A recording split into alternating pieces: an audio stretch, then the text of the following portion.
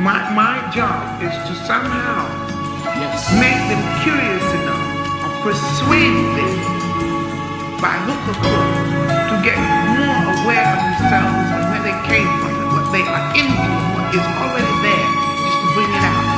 This is what compels me to compel them, and I will do it by whatever means necessary.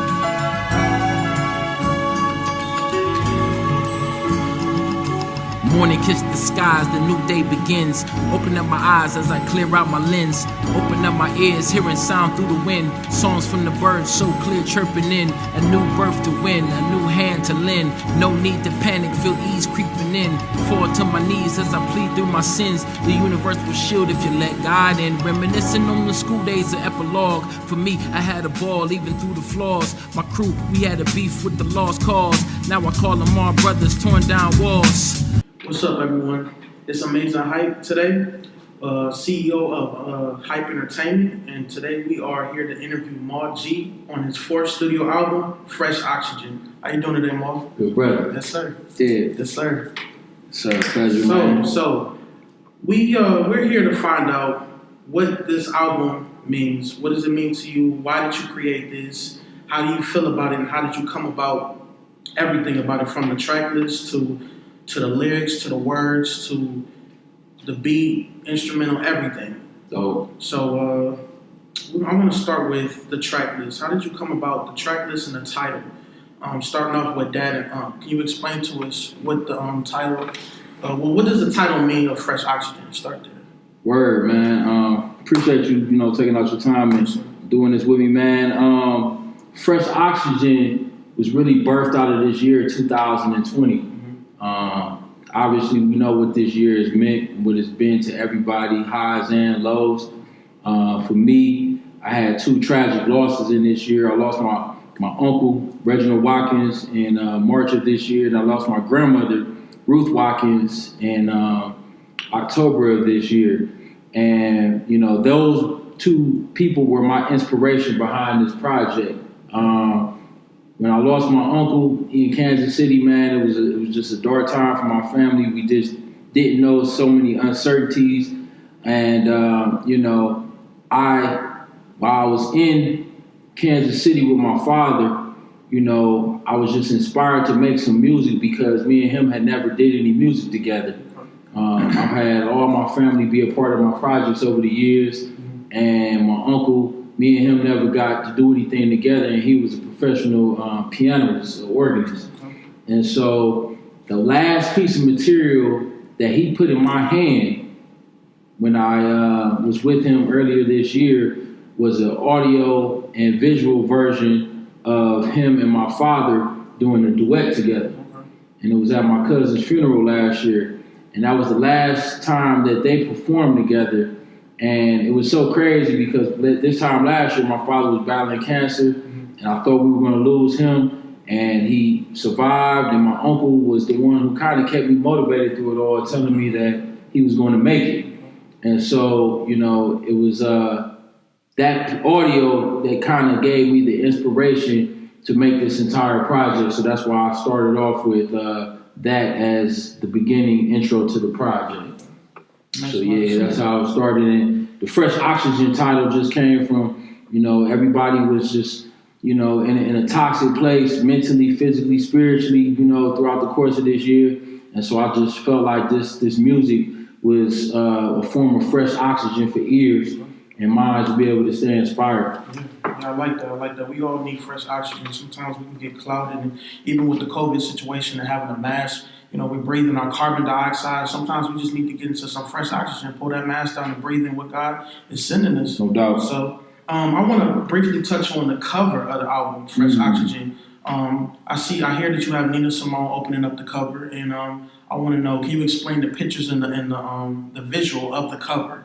Right. So those pictures were actually pictures that I found in my grandmother's house. Like I said, she passed away, and we unfortunately had to go and do the heavy lifting and cleaning out the house, and so I was finding so many different treasures. Okay. And all those pictures are pictures that I found. You got the one picture of my father and my uncle singing together at a recital when they were kids, and that was actually Janelle Monáe's grandmother who was standing there in the corner.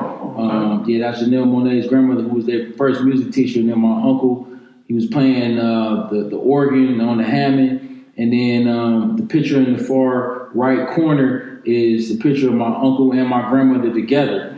And if you look, it's like little artwork around that picture, and that's original artwork from my grandmother. So it was really just all an organic picture of how it came together, and I just wanted to capture what this entire year meant, what they meant, and kind of honor them by the album cover.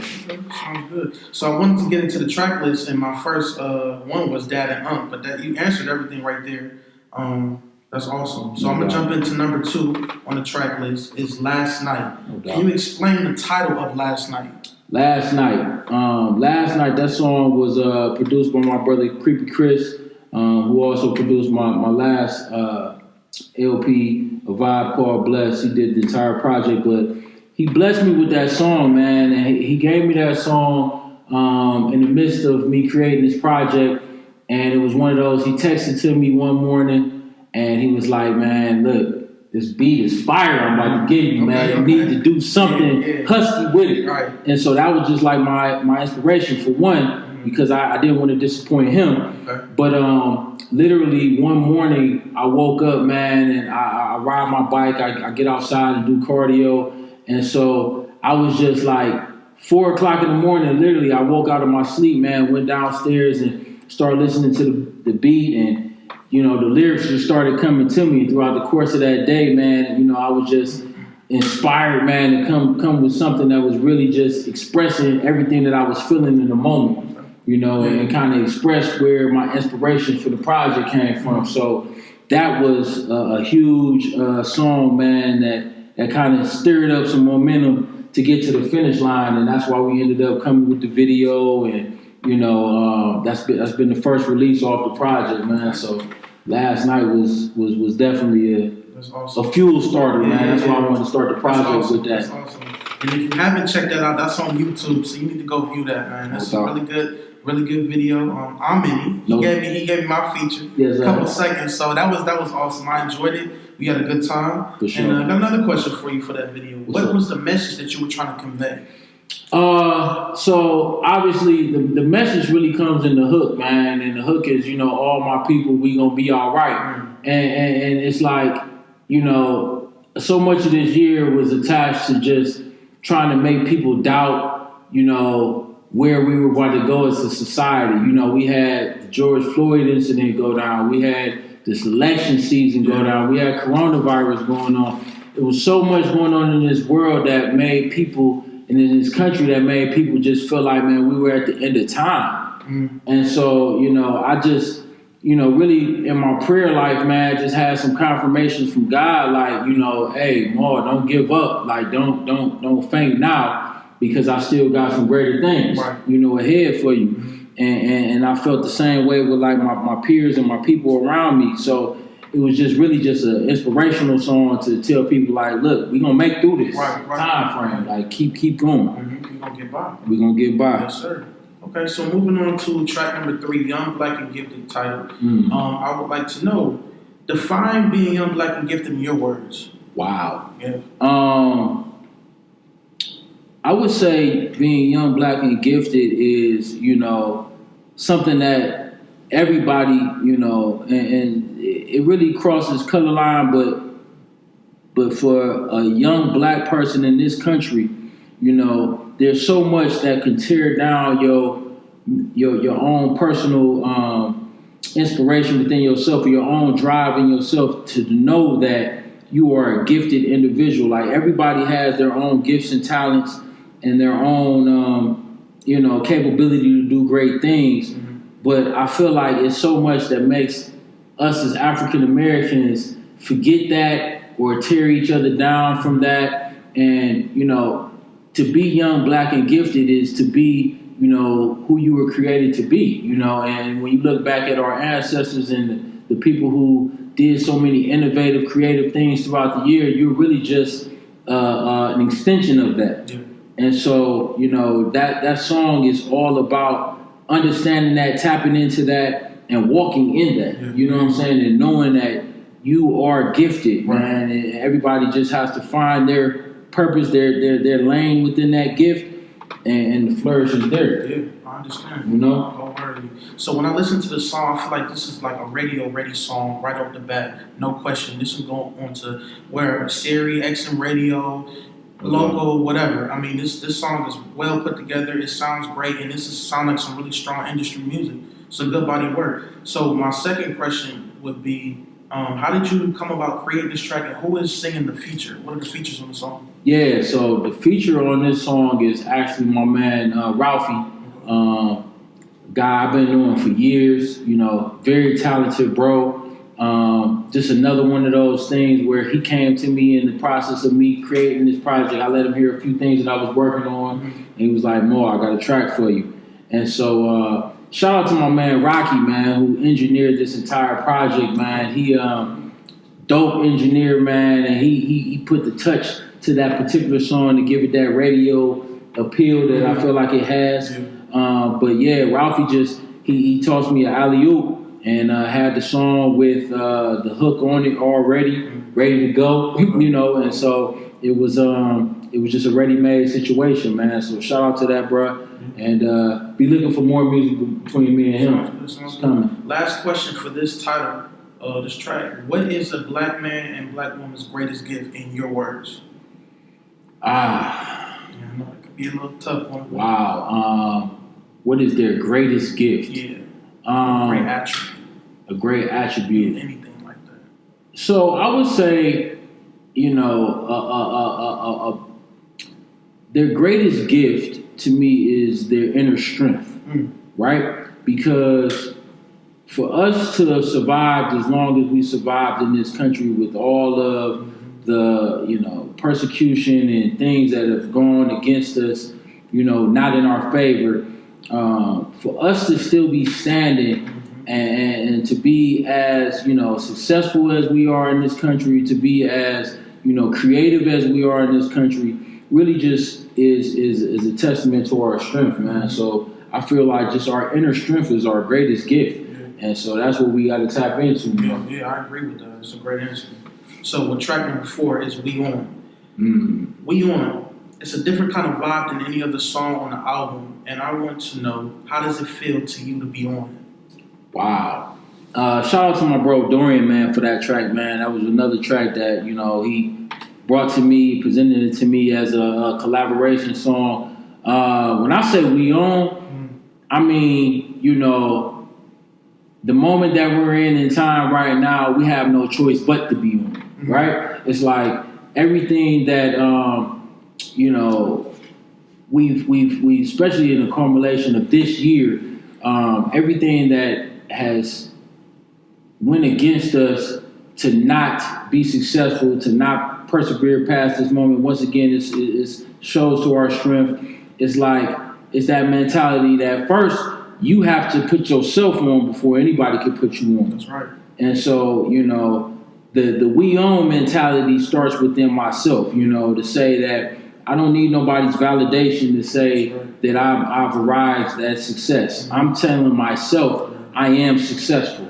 And I'm telling myself that, you know, I am worthy of being successful and worthy of being on. So, you know, that's the mentality of we own. And anybody who wants to adopt that mentality, they own too. Right. You know what I'm saying? It's such a man, so a man thinketh, so is he. Yes, you know, so if you think that you own, guess what? You're gonna be on. That's right. Because that's the law of attraction. That's right. I like that answer because nowadays we're always looking for validation in this world, especially with social media. That's why you got to be careful what you let in your eye gates and what you hear, because people are always looking for validation from people who aren't even valid to give that opinion. Right. So that is, I love that explanation of that song. Once again, it's very chill, it's very laid back. So I think that's one of those ride to type tracks. It is. When we put that one together, I imagine myself in the old school cutty, souped up. You know what I'm saying? I had a styly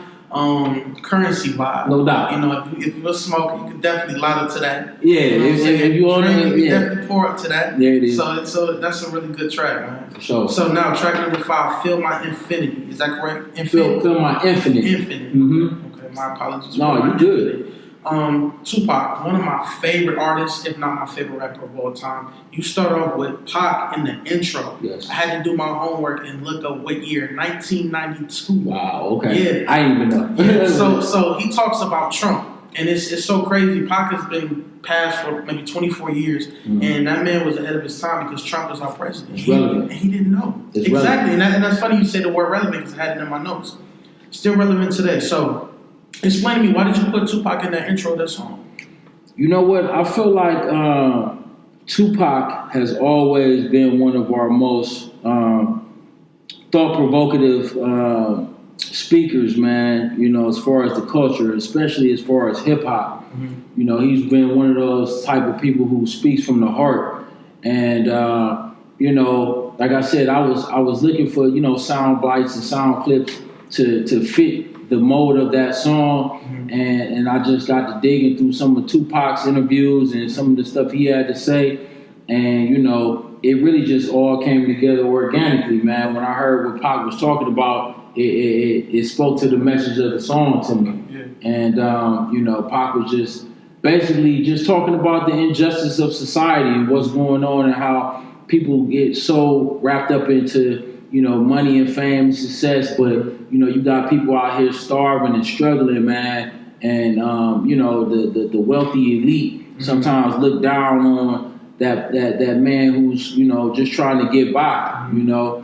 And so that to me was the, you know, the inspiration or the feeling behind that song. Yeah, I agree. So the key word that I got from that song was spread the wealth. From your lyrics to Tupac's interview and the words that he used. And I thought about it. Your Junior Barnes Foundation, is that your way of giving back and serving God? Absolutely, man.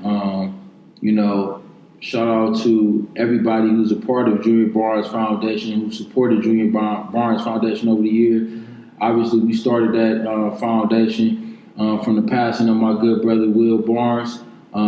Rest in peace, my brother. And, you know, we wanted to start something to carry on a legacy of just serving and giving back to others, because that was the type of guy he was, as far as, you know, giving back to the community that, you know, his family was rooted in. And so we just, that's an extension of that. But yeah, Junior Barnes is a huge way, you know, and for anybody who, you know, wants to look at more of what we're doing, you can go to juniorbarnes.org and check us out. And, you know, our mission is to help at-risk youth. And so with that, that's the future right there. So that's where we put our focus in. That's awesome. Junior Barnes. Yeah, that's definitely giving back and spreading the wealth. That's awesome. So track number 6, Read Between the Lines. I felt that this was a very hip hop track. I felt like I was in New York a little bit with my Timberlands. Yes, sir. Or my, you know, my juice boots that Tupac wore when he had the high. I forget how many inches it was, but I felt very hip hop, man. Yeah. Explain the feature. Who was on the track, and I wanted to let you know the lyrics was fire. Start there. Okay. So that song right there, man, is definitely the core of what my hip hop influence is. You know, East Coast, New York rap, Wu-Tang Clan, you know, Mobb Deep. Those groups right there has kind of gave me a lot of my inspiration as a youth coming up. So I just wanted to pay homage back and get that type of boom bap sound. But one of my A1 day ones in this hip hop is my brother Mike Effects, Mike Foe, and he came strong with the second verse, you know, on that track.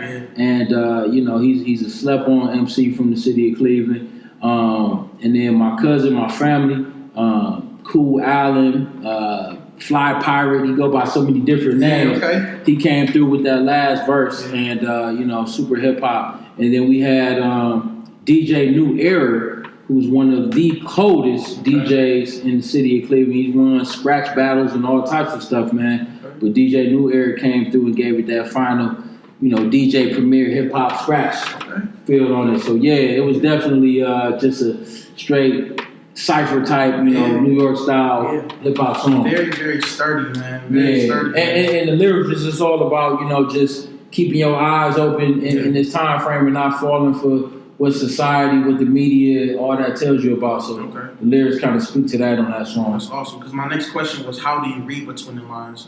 I don't know if you kind of answered it already. Yeah, just, not falling for everything that the media feeds us, man. The media is designed to, keep people in a state of fear and panic. So, you got to be able to do your own research and due diligence to make sure they give you the correct information. Okay. Yeah. All right. So on to track number 7, Wise and Intelligent. Yes, sir. I see you got the shirt on, Wise and Intelligent. Wise and Intelligent. Yes, sir. So explain to us, what does Wise and Intelligent mean? So Wise and Intelligent, man, that song was another song that was birthed from, being affiliated with Ambitious Inc. Shout out to my brother Narayan Pollard down there at Ambitious Inc. But he designed this shirt, man. He came up with this shirt. We did a photo shoot for this shirt. This was like in the beginning of the year. And when I seen this shirt, it instantly just stuck because I feel like, you have to be wise and intelligent out here. That's something that you have to try to pursue because the opposite is, foolish. You know what I'm saying? And so it's really about just trying to continue to pursue getting knowledge, pursue, making wise decisions, trying to do the right thing. So that's just kind of the culmination of that. And then shout out to my brother Roy Hall, who came through with the strong motivational quote, man. And that's my brother, man. That was my next question. I'm glad you touched on that. I was going to say, who is that speaking on the snippet of the track? Yeah, that's a former Buckeye. That name sounds familiar. Roy Hall, man. If you ain't hip to Roy Hall, man, Google facts, man. Yeah. Buckeye's great. Played for the Colts, man. Now he's a great motivational speaker, and he runs the Dripping Foundation. But yeah, that brother gave me a few snippets and some sound bites, and that was the one that spoke to me the strongest, man. His lyrics on there, his words on there. That's awesome. So on the track number 8, man, Black Man, that title, I'm a black man. You a black man. Let's get straight to it. What is it like to be a black man in America, in your words, man? So that's actually a part 2, right? So it's a Black Man part 2. We did the first version on Classic Soul that had Poetic Republic, Op and G, and then my brother Bashir Jones was on that song, and then Scheme, Ponzi Scheme, who did the feature again on this version of that song. But man, Black Man is a deep concept because for me, my lyrics were about speaking about, the things that as black men, if we execute, how we could, as a community, how we could grow. And, for the people who are not familiar with the holiday Kwanzaa, I broke down the 7 principles of Kwanzaa in that song, which is the Nguzo Saba. And so, if you break down each principle in the Nguzo Saba, it speaks to different things that if we utilize those principles as a community, it's to our benefit, and so that's basically what, the Black Man song talked about. And then we brought it home after Ponzi Scheme dropped his verse with Charlemagne the God, man. Yes. Yeah, we wanted to, I found that as a sound bite as well. And I thought what he spoke to was important because he briefly touched about, having to explain to his daughter, that being black doesn't mean that you're inferior to another race. And it doesn't mean that you have to look down upon yourself. And I'm raising 3 daughters right now along with my wife. And, I'm daily trying to make sure that I'm pouring into them and making sure that they know that they're great and they should feel less than never, And so that's basically what that speaks to. And if I'm not mistaken, some of the names that you dropped were a few of your daughter's names, correct? Well, on the song? Yeah, on the song. Well, the one principle of Kwanzaa is Nia. And that's my oldest daughter, which is Purpose, But Kai, her name means love, and Zoe means life. Okay. Yeah. All right. So I got another question for you with the song Black Man. Do you believe Black Man is God? Do I believe Black Man is God? Yeah, not to trip you up on this. No, that's a good one. That's a good question, bro. I will say this. I believe that we're made in the likeness of the Creator. I feel like the Creator gives us God-like capabilities if we tap into it and we understand, our connection and our strength through the Creator to us.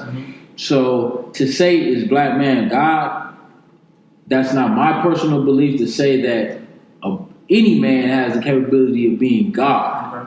But to have God-like capabilities made in the likeness, be able to, manifest things and bring things into existence through positive thinking and, prayer. We have powers from the Creator for sure. Absolutely agreed. That's my thought. Agreed. So one last thing, man. I really noticed I'm into numerology. I don't know if you know, but the song is 4 minutes long and 44 seconds. And if you do your numbers, 444 means balance and stability. The title is named Black Man. I just wanted to drop that on you, man. So I think that was very significant. And I don't think that you purposely made the song 4 minutes and 44 seconds long, but if you do your numbers, balance and stability, Black Man. So I just wanted to drop that on you, man. That was powerful. That's good. Very powerful. Track number 9, Flow-In Theory. What does the title mean? Where does that come from?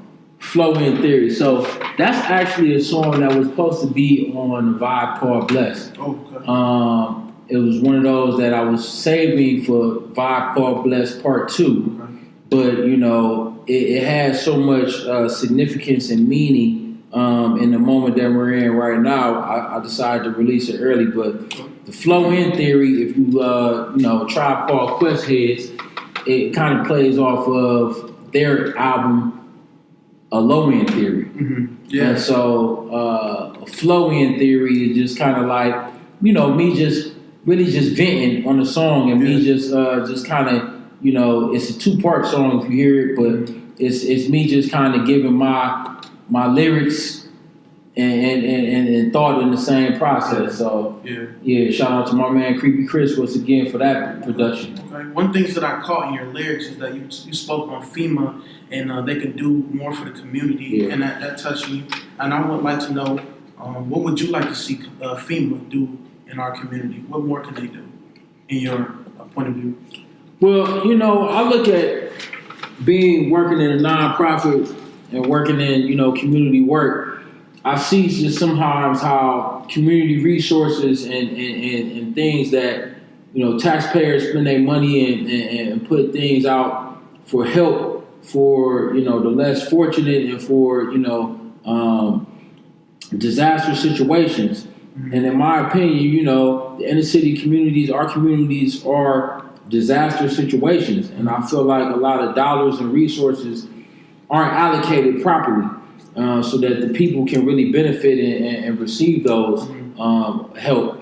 And so that's kind of where that went from. But more so than anticipating or waiting for government, it's enough dollars within our own community if we circulate it right to heal and help ourselves. But it starts with, just a mentality of wanting to do better for yourself and bringing dollars together and trusting each other to be able to do better with our resources. Absolutely. So, that's kind of speaks to that. And I feel like you're already doing that with the Junior Barnes Foundation. I mean, you're already giving back and you're in your community and you're doing great things. So, thank you for being a pillar and an example of what we need to be also as together as one. Absolutely. So, track number 10, last but not least, the outro. Yeah. Correct? Morning Kiss. Morning Kiss. I told you this is one of my personal favorites. We had this discussion. Yeah. The Nina Simone intro was awesome. Yeah. I love it. It was powerful. Why did you choose Nina Simone for the intro of the song?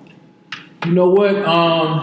Once again, shout out to my brother Creepy Chris, man, who also was just, my team and my people who, around me musically, they inspire me and they give me ideas and creative thoughts. And, he really just told me, so the backstory to that song is obviously, if you listen to the Bandcamp version of this project, we have 2 versions. Right.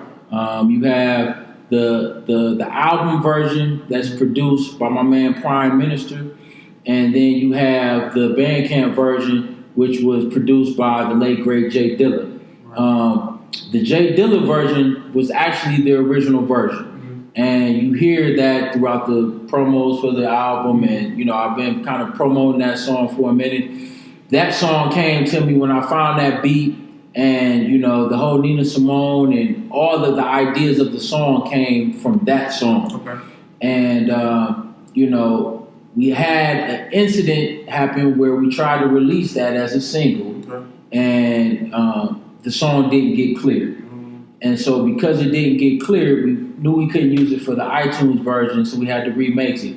So I called, you know, one of the dopest hip hop producers that I know, you know, who started rooted in Cleveland and then branched off to the West Coast, my brother Prime Minister. I put a call out to him, and he remade the song and still gave it a great vibe, you know, still gave it a powerful feel. And, you know, he still captured the Nina Simone quote, and it just came together. Big shout out to my brother Ian Morgan. Yeah, that's my next question. Ian Morgan. Yeah. How did you both collab? So Ian Morgan is one of the strongest vocalists I know personally. This brother is a slept-on beast in the city of Cleveland, and I feel like globally. He sings background with the awesome gospel vocalist Jeffrey Golden. Shout out to that brother. And you know, me and Ian been wanting to collab on music for a long time. He's been a big supporter of my music for years. And so when I first heard this, I heard him on it, and he came along and gave assistance to the song and took it to a whole nother level. My father as well did background vocals on this song, so you'll hear a lot of that falsetto and those crazy runs, you know, some of my father and some of Ian. But Ian took that song to the next level, and you know, it's a strong message in that song. Yeah, I also think that's a really good industry song, and I think it's a really strong radio song. I definitely think that can hit the radio. So it was one of my favorite tracks too. Great outro. I can feel the neo soul and the strength in the song, and the vocals and the lyrics and everything about it. So that was awesome.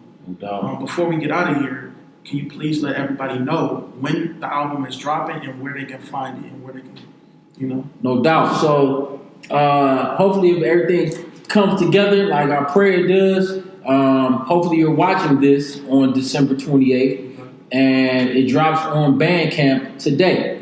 We're going to put it on the Bandcamp streaming platform for the first month. I pray I gain some support and people, you know, check out the Bandcamp site.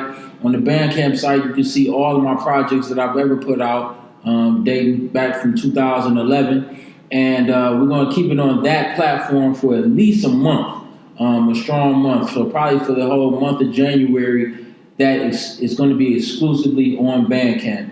And then probably kicking off February for Black History Month, I'm going to have it on all streaming platforms, iTunes, Spotify, everything. You just stream it on anywhere. But, you know, the next single is going to be Young, Black, and Gifted. And hopefully we get some momentum behind that, get it on a few radio platforms. And, but December 28th, at 28th is the date. Will we get any more visuals to the album? Yes. We're working on a few visuals right now, working on some treatments. You know, so I would love to, you know, get at least about 3 more videos off if I could. We'll see. How many do you have right now? Right now it's just the last night video, you know, for the project. But like I said, we're working on a few, obviously, Young, Black, and Gifted. That's going to be the next song, and it definitely deserves a video. Yeah, I think that's really important for the people to see. Yeah. We got some special ideas in store for that one. So definitely more visuals coming, man. Yes, sir. Hey, look, man, this was Maal G. You know, this was his newest album, Fresh Oxygen, 4th studio album. Yeah. I think this is his best body of work. No pun intended to anything before, but he's getting better and better by time.